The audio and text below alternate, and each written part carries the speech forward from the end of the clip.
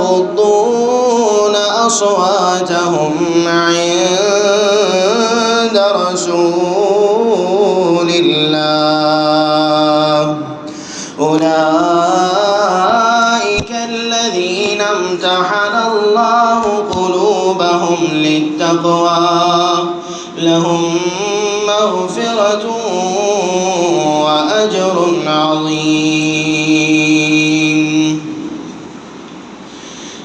إن الله وملائكته يصلون على النبي يا أيها الذين آمنوا صلوا عليه وسلموا تسليما درود شریف پڑھ لیجیے اللهم صل على محمد وعلى آل محمد كما صليت على إبراهيم وعلى آل إبراهيم إنك حميد مجيد اللهم بارك على محمد وعلى آل محمد كما باركت على إبراهيم وعلى آل إبراهيم إنك حميد مجيد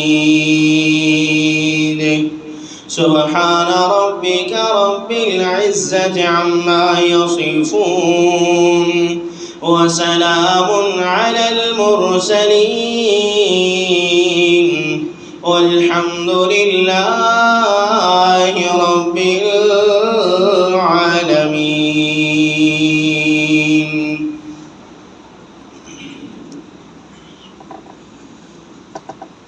بحمد اللہ و بفضل اللہ تعالی اللہ ذو الجلال والاکرام کی توفیق اور عنایت کے ساتھ بحمد اللہ ایک دفعہ پھر اللہ نے بولنے کا موقع عطا فرمایا ہے. آج کا موضوع بڑا اہم موضوع ہے. موضوع یہ کہ دل کو کیسے صاف کیا جائے اس کے حوالے سے چند ایک باتیں عرض کرنی ہیں.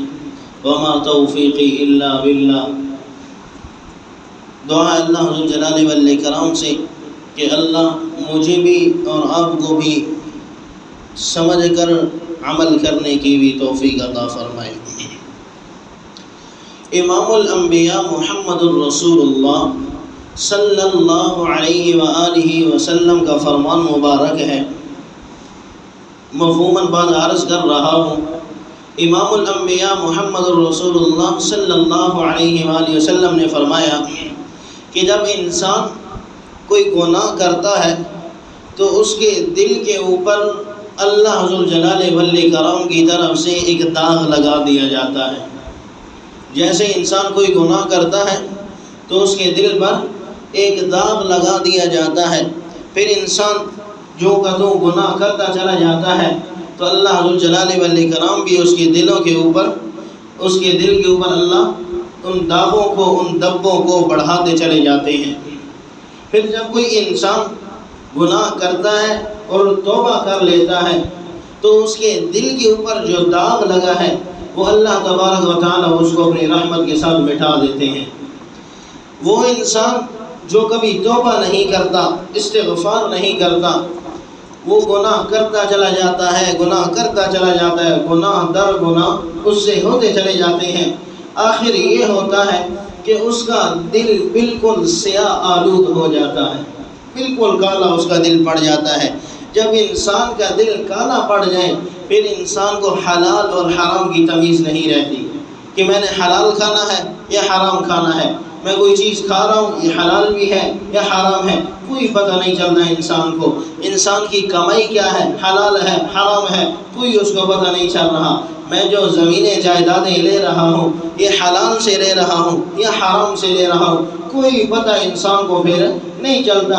جو حلال چیز ہے اس کو بھی کہتے ہیں آنے دو، جو حرام ہے اس کے اوپر بھی عمل پیرا ہوتا رہتا ہے۔ کس وجہ سے کہ انسان کا دل زنگ آلود ہو جاتا ہے۔ ایک یہ حدیث، دوسری حدیث آپ کے سامنے رسول اللہ صلی اللہ علیہ وآلہ وسلم نے فرمایا، قال النبی صلی اللہ علیہ وسلم ان هذه القلوب تصدع كما يصدع الحديد۔ امام الانبیاء محمد رسول اللہ صلی اللہ علیہ وآلہ وسلم کا پیارا فرمان، ان هذه القلوب تصدع، کہ دل کو بھی زنگ لگ جایا کرتا ہے، دل کو بھی زنگ لگ جایا کرتا ہے، دل کو بھی زنگ لگ سکتا ہے۔ کما یصدع الحدید، جیسے لوہے کو زنگ لگتا ہے ویسے دل کو بھی زنگ لگ جاتا ہے، جیسے لوہے کو زنگ لگتا ہے ویسے دل کو بھی انسان کے زنگ لگ جاتا ہے۔ اب لوہے کو زنگ کس چیز سے لگتا ہے؟ فرمایا اذا اصابہ الماء، لوہے کو جب پانی میں ڈالا جائے یا لوہے پر پانی لگ جائے تب لوہے پر زنگ لگ جاتا ہے۔ لوہے پر کب زنگ لگتا ہے؟ جب اس پر پانی وغیرہ لگ جائے تو لوہے پر زنگ لگ جاتا ہے۔ اور انسان کو کب زنگ لگتا ہے؟ انسان کے دل کو کب زنگ لگتا ہے؟ کہ جب انسان گناہ در گناہ کرتا چلا جاتا ہے اور رب تعالیٰ سے معافی نہیں مانگتا۔ امام الانبیاء محمد رسول اللہ صلی اللہ علیہ وآلہ وسلم نے جب یہ حدیث مبارکہ بیان کی تو آگے صحابہ کرام رضوان اللہ تعالی علیہم اجمعین بیٹھے ہوئے ہیں، سوال کرتے ہیں۔ کیا سوال کرتے ہیں؟ قیل یا رسول اللہ صلی اللہ علیہ وسلم وما جلاؤہا،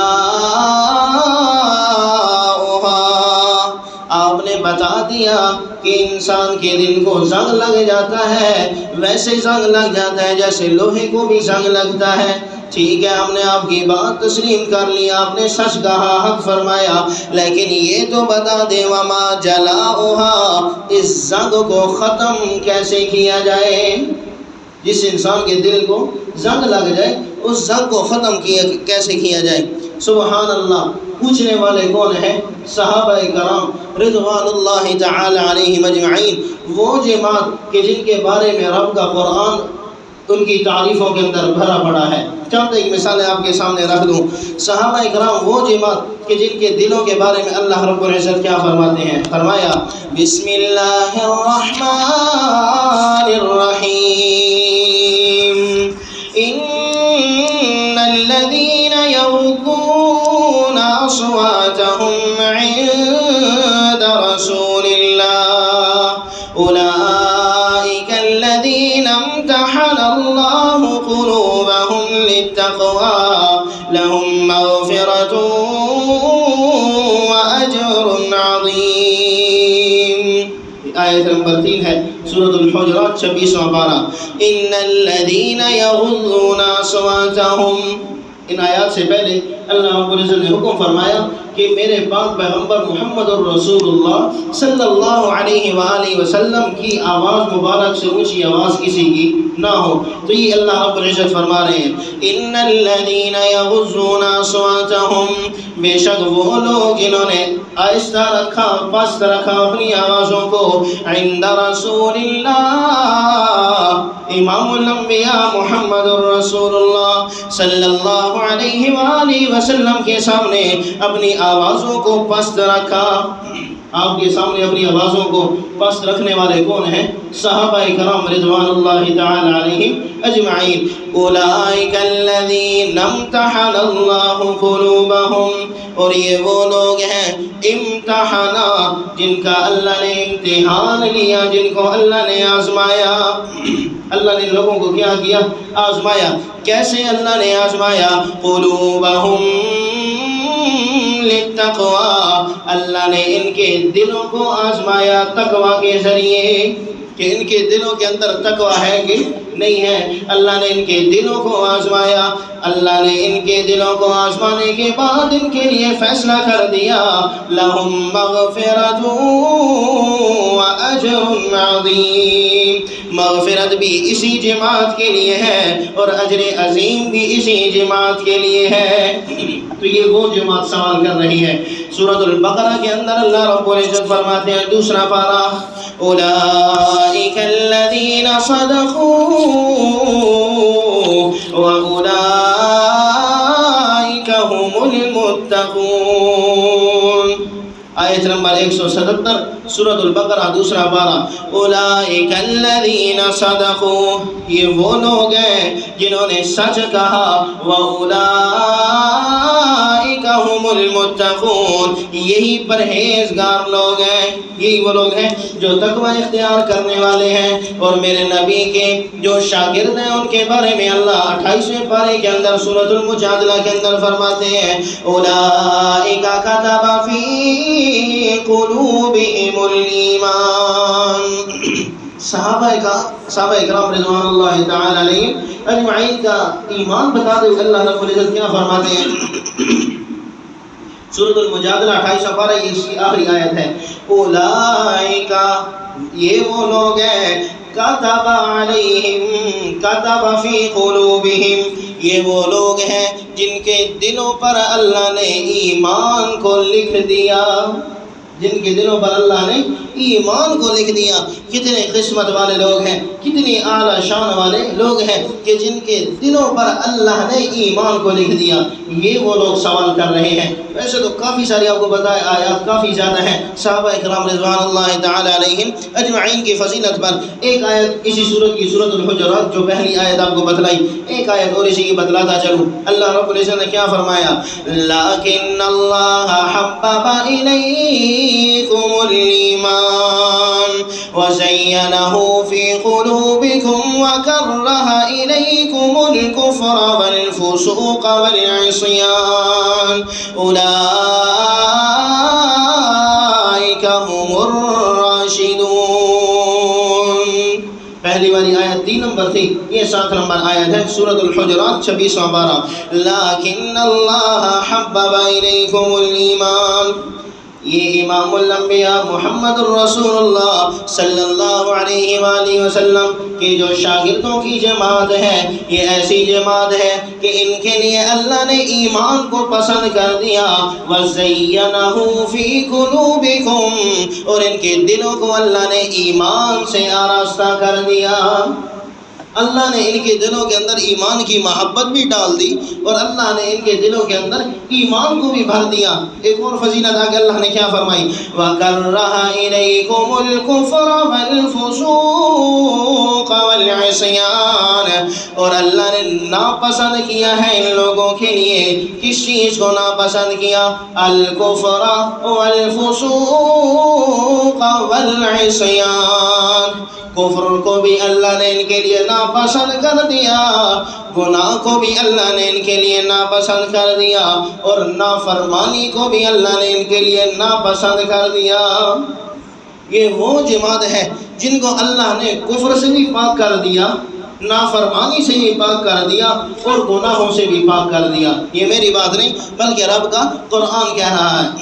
واپس آ رہی پہلی حدیث پر، تو یہ صحابہ اکرام سوال کر رہے ہیں جن کے بارے میں اتنی فضیلت اللہ رب العزت نے قرآن مجید کے اندر بیان فرمائی۔ یہ سوال کر رہے ہیں، وَمَا جَلَاؤُهَا، یا رسول اللہ صلی اللہ علیہ وسلم، اگر انسان کے دل کو زنگ لگ جائے پھر کیا کیا جائے کہ جس کے ذریعے انسان کا دل اس زنگ سے پاک ہو جائے؟ امام الانبیاء محمد الرسول اللہ صلی اللہ علیہ وآلہ وسلم نے کیا جواب دیا؟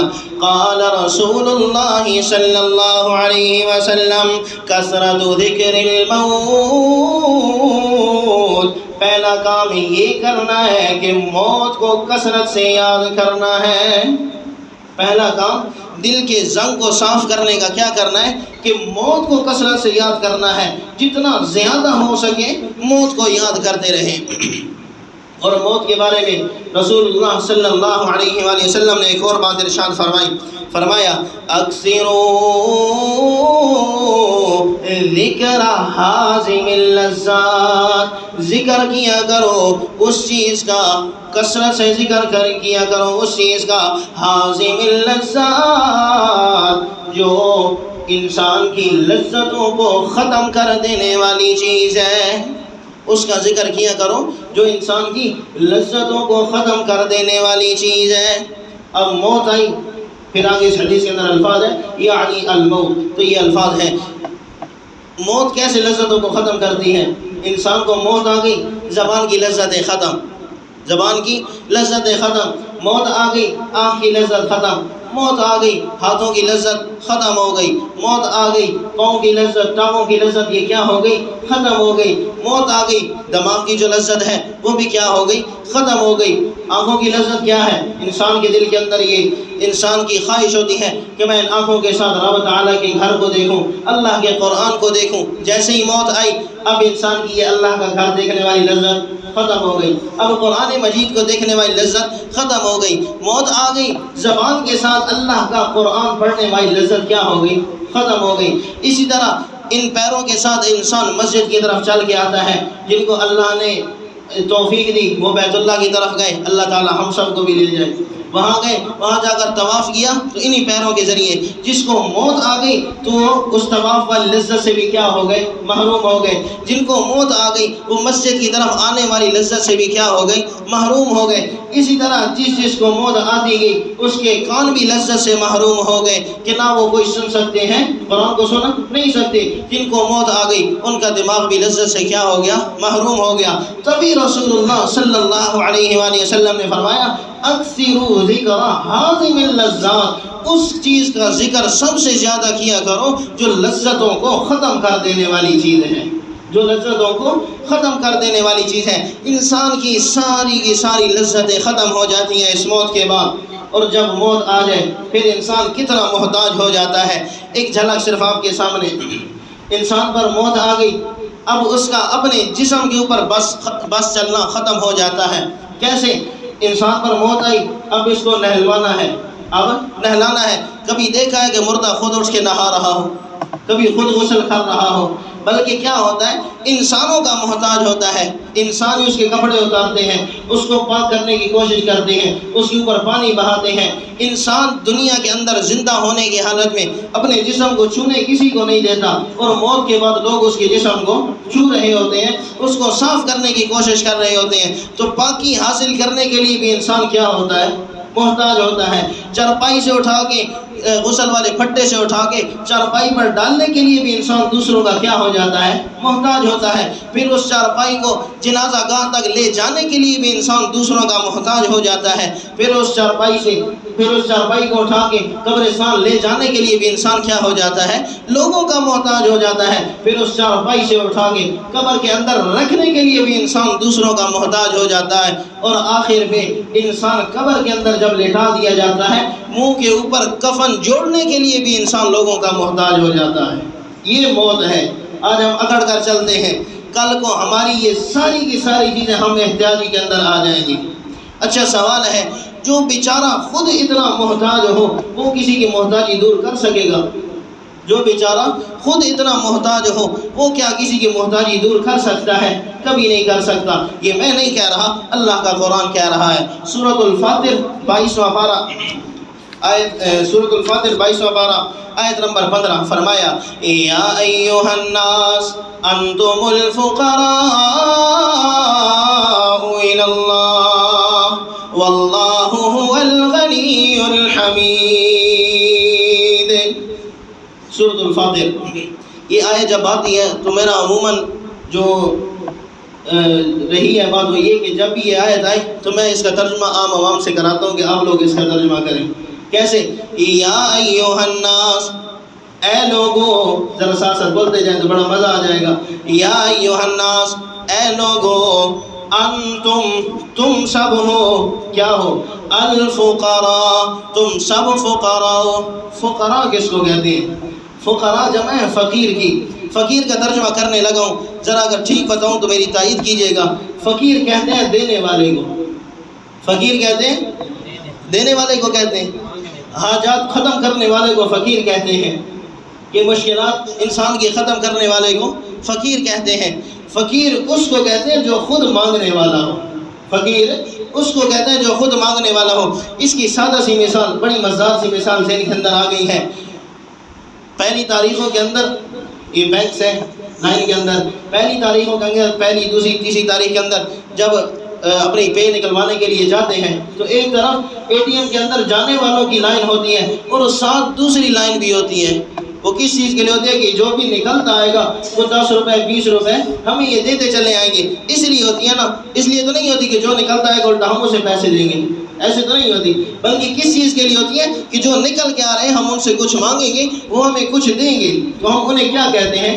فقیر کہتے ہیں، کہ جو مانگنے والا ہو، اپنی حاجات کے لیے انسانوں کے سامنے ہاتھ پھیلا رہا ہے کہ اللہ کے نام پہ ہمیں کچھ دے دو، ہماری یہ ضروریات ہم ضروریات کو پورا کر لیں، اس کو فقیر کہتے ہیں۔ اللہ نے کیا فرمایا؟ یا ایھا الناس انتم الفقراء، اے انسانوں، آدم علیہ السلام سے لے کے، یہ جمع کا صیغہ ہے، آدم علیہ السلام سے لے کے قیامت تک آنے والا ہر ایک انسان، انتم الفقراء، تم سب کے سب فقیر ہو، لیکن کس کے در کے فقیر ہو؟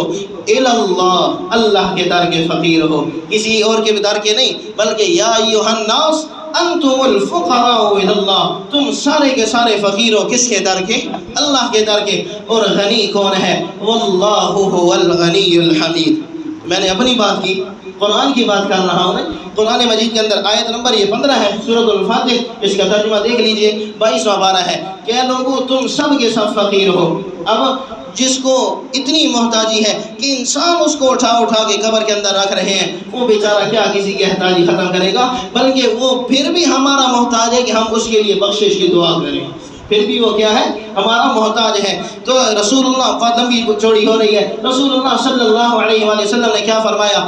دل کو صاف کرنے کے لیے کیا کرنا ہے؟ اکثروا ذکر الموت، موت کا کثرت سے ذکر کیا کرو، یہ پہلا کام کرنا ہے۔ موت کو انسان کثرت سے ذکر کرے گا تو اس کے دل کے اوپر جو زنگ لگا ہے، جو اس کے دل کے اوپر میل لگی ہے، وہ اللہ تعالیٰ ختم کر لیں گے۔ اور دوسرا کیا کام کرنا ہے؟ وتلاوت القرآن، قرآن مجید کی تلاوت کثرت سے کریں۔ ابھی رمضان المبارک گزرا ہے، کثرت سے الحمدللہ ہم مسلمانوں نے اللہ کی رحمت سے، اللہ کی توفیق سے کثرت سے قرآن مجید کی تلاوت کرتے رہے، تو اسی روٹین کو بحال رکھنا ہے اور قرآن مجید کی تلاوت کرتے رہنا ہے۔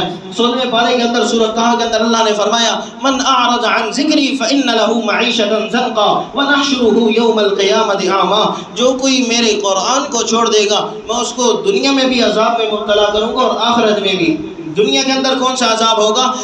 اعرض عن ذکری فإن له معیشۃ ضنکا، اس کے پاس کھانے پینے کو کچھ نہیں ہوگا، معیشت بڑی اس کی تنگ ہو جائے گی۔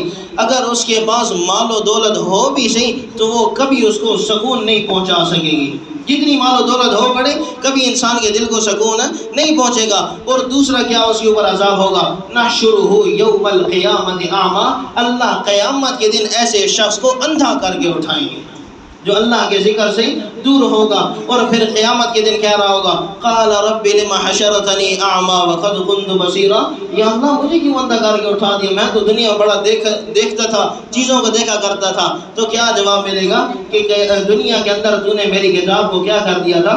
جھٹلا دیا تھا، صرف پڑھنے کے اعتبار سے نہیں، عمل کرنے کے اعتبار سے بھی۔ اب ایک انسان جھوٹ بول رہا ہے تو وہ کیا کر رہا ہے؟ رب کی کتاب کو جھٹلا رہا ہے۔ ٹھیک ہے، اس کے اندر حکم ہے کہ لعنت اللہ الکاذبین، جھوٹوں پر اللہ کی لعنت ہے، ٹھیک ہے، دیکھا جائے گا، میں ابھی تو جھوٹ بول دوں۔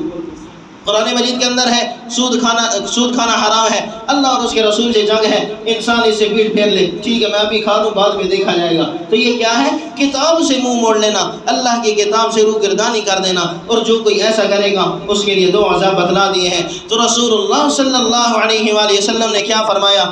2 طریقے بتائے دل کو صاف کرنے کے کہ ان کے ساتھ انسان اپنے دل کو صاف کر سکتا ہے۔ پہلا اکثروا ذکر الموت، کیا کرنا ہے؟ موت کو کثرت سے یاد کرنا ہے۔ دوسرا تلاوت القرآن، قرآن مجید کی کثرت سے تلاوت کرنی ہے۔ موت کے بارے میں آخری بات رسول اللہ صلی اللہ علیہ وآلہ وسلم نے فرمایا، اے صدیق اکبر رضی اللہ تعالی عنہ، آپ موت کو کتنا یاد کرتے ہیں؟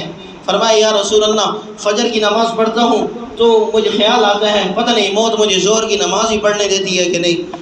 اے حضرت عثمان یہ بتائیں آپ کتنا یاد کرتے ہیں؟ فرمایا یا رسول اللہ ظہر کی پڑھتا ہوں، عصر کی فکر لگ جاتی ہے۔ حضرت عمر آپ بتائیں یا رسول اللہ عصر کی پڑھتا ہوں، مغرب کی فکر لگ جاتی ہے۔ علی المرتضیٰ رضی اللہ تعالیٰ آپ بتائیں آپ کتنا یاد کرتے ہیں؟ یا رسول اللہ مغرب کی پڑھتا ہوں، عشاء کی فکر لگ جاتی ہے۔ تو اسی طرح آپ صلی اللہ علیہ وآلہ وسلم صحابہ سے سوال کرتے رہے۔ فرمایا اے میرے صحابہ تم نے موت کو ویسے یاد نہیں کیا جیسے یاد کرنے کا حق تھا، جیسے یاد کرنے کا حق تھا تم نے ویسے موت کو یاد ہی نہیں کیا۔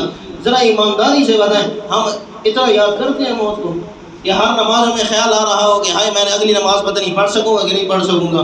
پہلی بات تو یہ کہ نماز کی طرف آئیں تو پھر کچھ خیال آئے نا جی۔ تو اتنا صحابہ اکرام اتنا زیادہ رسول اللہ صلی اللہ علیہ وآلہ وسلم نے فرمایا تم ابھی بھی موت کو کثرت سے یاد نہیں کرتے، یا رسول اللہ کتنا یاد کریں؟ فرمایا اے میرے صحابہ میں نماز پڑھ رہا ہوتا ہوں، دائیں طرف سلام پھیرتا ہوں، دائیں طرف منہ کرتا ہوں تو مجھے یہ فکر لگ جاتی ہے پتہ نہیں مجھے موت بائیں طرف منہ بھی پھیرنے دیتی ہے کہ نہیں پھیرنے دیتی ہے۔ اتنا زیادہ موت کا خوف ہے، تو جو جتنا زیادہ موت کو یاد کرتا جائے گا اللہ تعالیٰ اس کے دل کو اتنا زیادہ پاک صاف کرتے جائیں گے۔ دعا اللہ رب العزت آپ کو بھی اور مجھے بھی ان باتوں پر عمل کرنے کی توفیق عطا فرمائے۔ آخر دعوانا ان الحمدللہ۔